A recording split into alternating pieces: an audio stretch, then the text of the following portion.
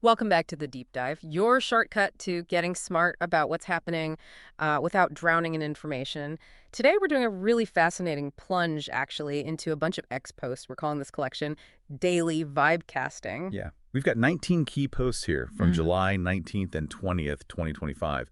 And they cover, everything. Tech, world stuff, money trends, even some, deep thoughts on life. That's absolutely right. And our job here, really, is to pull out the most important bits, the surprising stuff from all these different conversations. We want to help you get not just what's buzzing online, but more importantly, why it actually matters. Okay, then let's dive right in and unpack this. Let's start with some posts that get into, human behavior, how we grow, relationships. Always find these fascinating when they pop up on X. So first, we've got this really powerful image shared by At the Synesthetic. It's from Cinema Paradiso, the classic movie. You see Alfredo telling young Toto, basically, get out of town, don't get stuck looking back. It's such a moving scene. Well, it really is. And what's cool is how it connects directly to actual psychological research. Studies show that, consciously letting go of those really strong nostalgic feelings, it can actually fuel personal growth. But here's something else, the original Italian.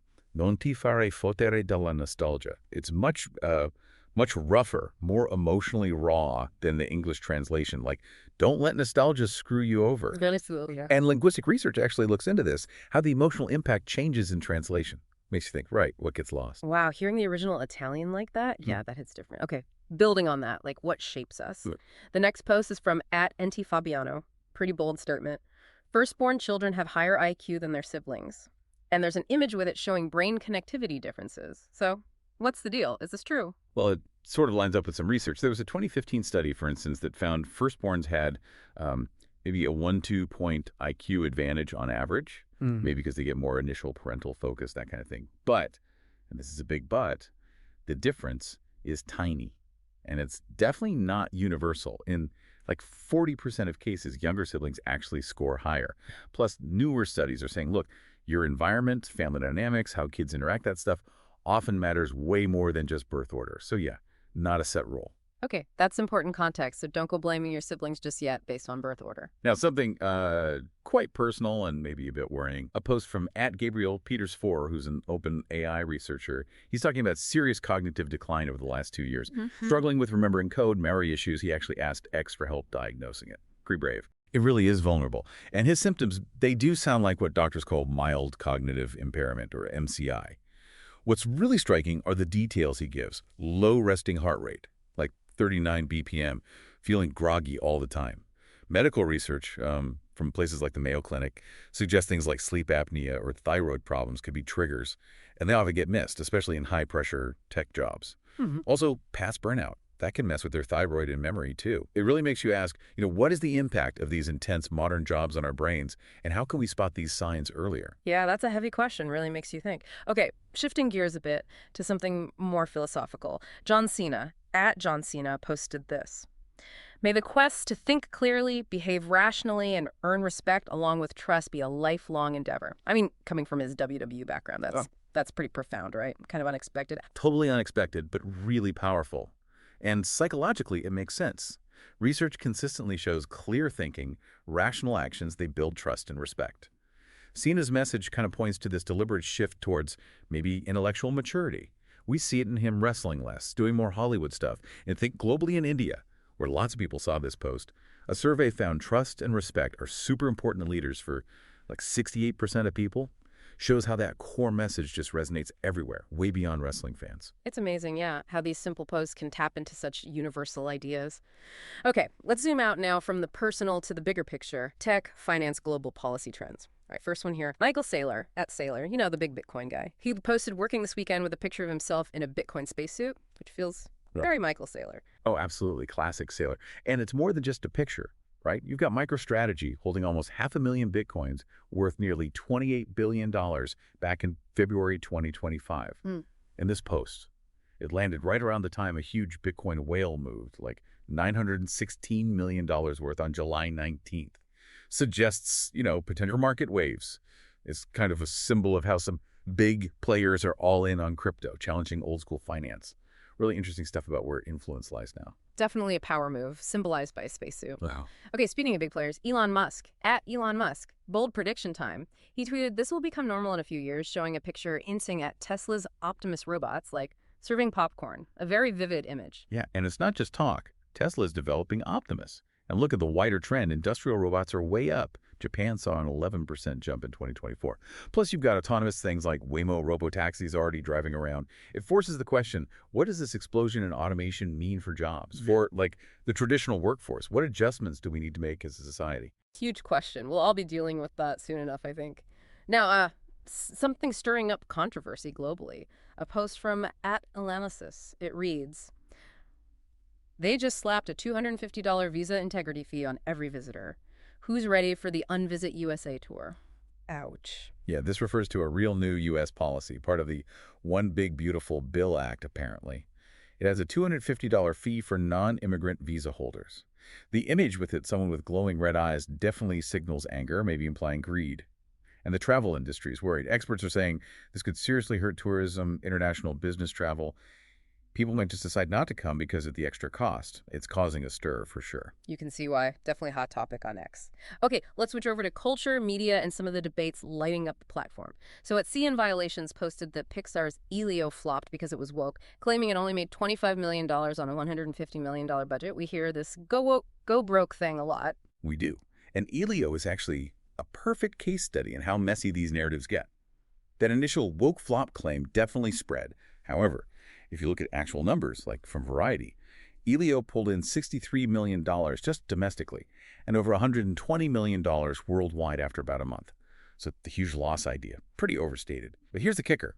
Reports from The Hollywood Reporter said Pixar execs actually changed the film before release to remove some queer-coded elements, subtle things audiences might read as LGBTQ plus currency. So it's way more complicated than go woke, go broke. It's this whole tangle of creative choices, how audiences react, political spin, all shaping how we perceive a film's success now. Wow, okay, so the narrative totally missed the behind-the-scenes changes. That's wild. Okay, sticking with Hollywood. A post from @ClownWorld. It lists the top 5 highest-earning black actors. Sounds straightforward, but the account name suggests something else. Exactly.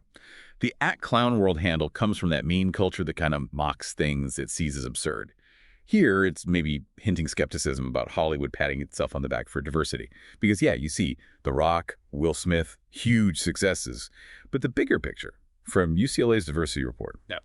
Black actors, while earning billions collectively, still face serious pay gaps, like 30% less per film on average compared to white actors.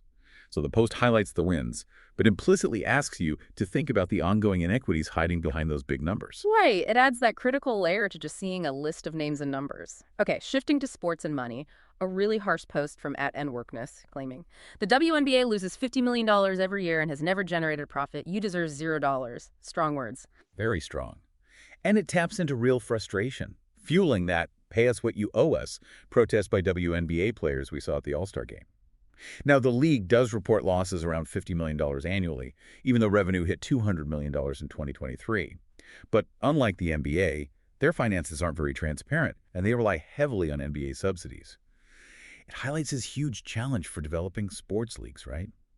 How do you become financially stable, pay your athletes what they deserve, and grow the league all at once? It's a really tough balancing act. Definitely complex. It's not just about the game on the court.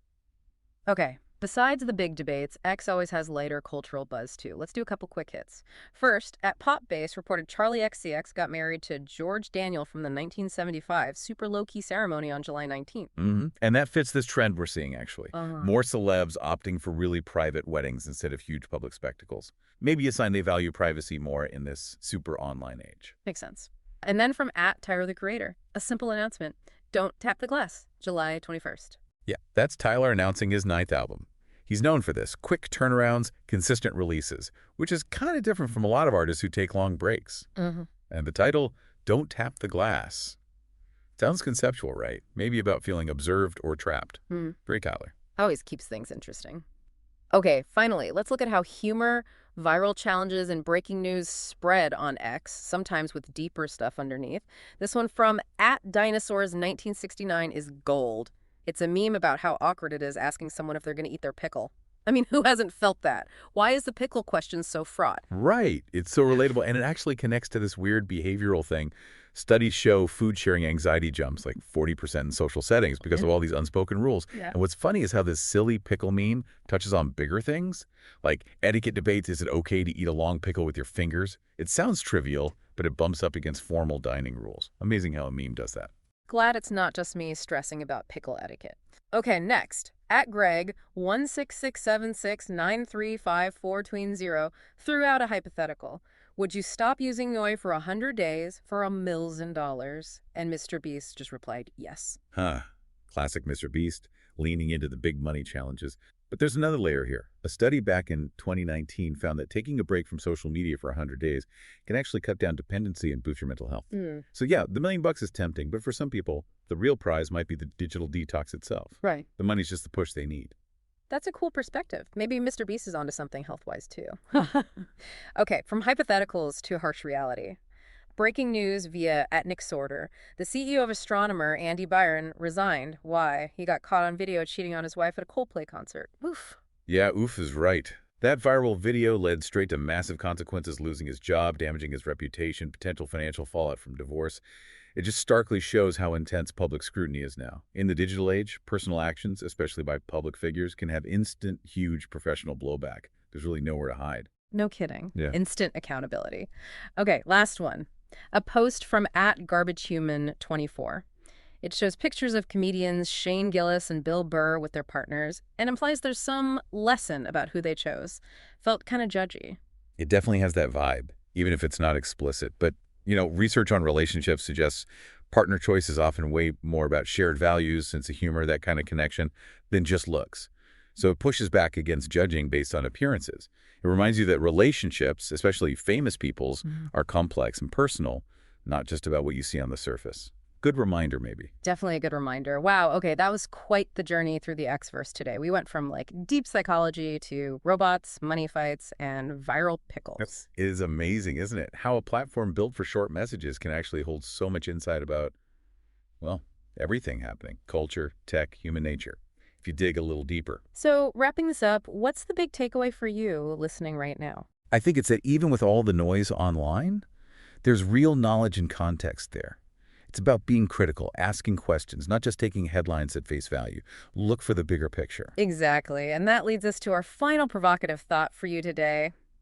In this world overflowing with information, how can you develop your own deep dive habit? How do you make sure you're truly understanding the world, not just scrolling past it? That's our deep dive. Hope you feel a bit smarter, maybe a bit more curious. We'll catch you next time.